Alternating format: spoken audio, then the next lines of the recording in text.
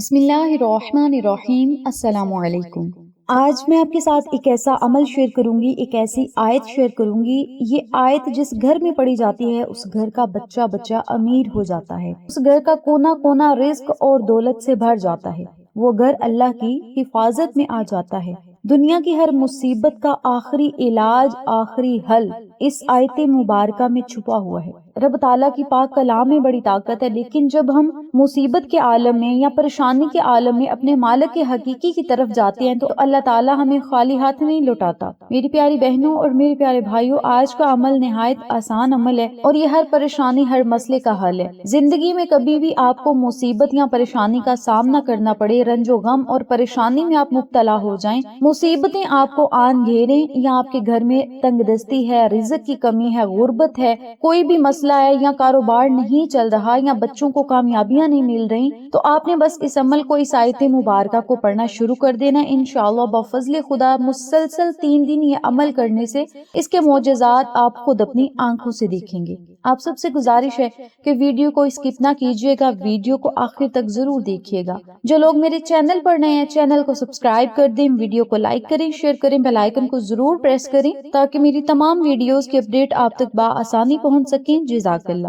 میری پیاری بہنوں اور میرے پیارے بھائیوں، سب سے پہلے آپ کو میں آیت مبارکہ بتاتی ہوں۔ آپ نے اس آیت مبارکہ کو کس طریقے سے پڑھنا ہے، کتنی تعداد میں پڑھنا ہے اور کس نیت سے پڑھنا ہے۔ جیسا کہ میں نے پہلے بھی ذکر کیا کہ جب بھی آپ کسی پریشانی، مصیبت میں مبتلا ہوں، پریشانیاں آن گھیریں، کوئی آپ کو حل نظر نہ آ رہا ہو، ہر دروازہ آپ کو بند نظر آ رہا ہو، یا آپ کے گھر میں غربت ہو، تنگ دستی ہو، اس کے علاوہ دولت کی کمی ہو، کاروبار نہیں چل رہے، بچوں کو کامیابیاں نہیں مل رہی، بچے بیرون ملک چلے گئے ہیں، وہاں پہ انہیں کام نہیں مل رہا، یا کوئی بھی آپ کا کاروباری مسئلہ ہے، گھر کا مسئلہ ہے یا آمدنی کم ہے، تو ان حالات میں آپ نے صرف اس آیت مبارکہ کو پڑھنا ہے۔ سب سے پہلے آپ نے باوضو ہونا ہے، باوضو ہونے کے بعد آپ نے ایک الگ کمرے میں بیٹھ جانا ہے۔ جب آپ نے الگ کمرے میں بیٹھنا ہے تو آپ نے اپنے مقصد، اپنی حاجت اور مراد کو اپنے ذہن میں رکھنا ہے، اور پھر آپ نے 7 مرتبہ درود ابراہیمی پڑھنا ہے۔ توجہ سے عمل کو سمجھیے گا اور پھر اسی ترتیب سے عمل کیجیے گا۔ 7 مرتبہ آپ نے درود ابراہیمی پڑھنا ہے جو ہم نماز میں پڑھتے ہیں۔ درود ابراہیمی پڑھنے کے بعد 101 مرتبہ آپ نے یہ آیت مبارکہ پڑھنی ہے۔ بسم اللہ الرحمن الرحیم۔ یا وہاب حب لی من نعمت الدنیا والآخرات انک انت الوہاب۔ بسم اللہ الرحمن الرحیم۔ یا وہاب حب لی من نعمت الدنیا والآخرات انک انت الوہاب۔ اس آیت مبارکہ کو بما بسم اللہ شریف کے 101 مرتبہ آپ نے پڑھنا ہے۔ نماز فجر ادا کرنے کے بعد اگر پڑھیں گے تو سونے پہ سہاگا ہوگا۔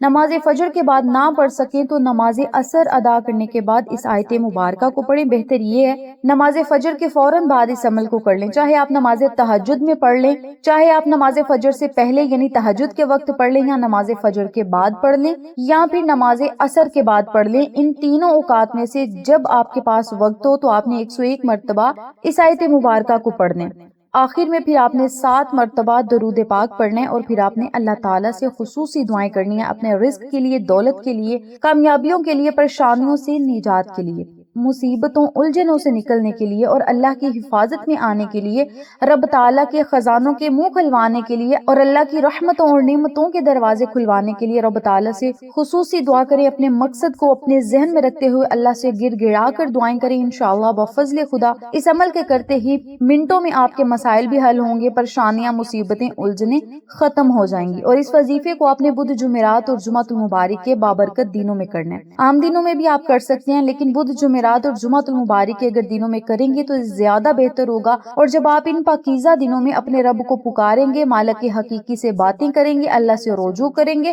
تو انشاءاللہ بفضل خدا اللہ تعالیٰ ہر چیز پر قادر ہے۔ وہ جو چاہے گا آپ کے ساتھ معاملات کرے گا، اور جیسا آپ چاہیں گے انشاءاللہ ویسا ہی آپ کے حق میں ہوگا، بشرط یہ کہ اس عمل کو آپ نے یقین کامل کے ساتھ پڑھنا ہے۔ بدھ، جمعرات اور جمعۃ المبارک ان تینوں دنوں میں خاص الخاص اپنی حاجت کے لیے پڑھنا ہے، اپنی مراد کے لیے پڑھنا ہے، اور پھر اللہ سے دعا کرنی ہے۔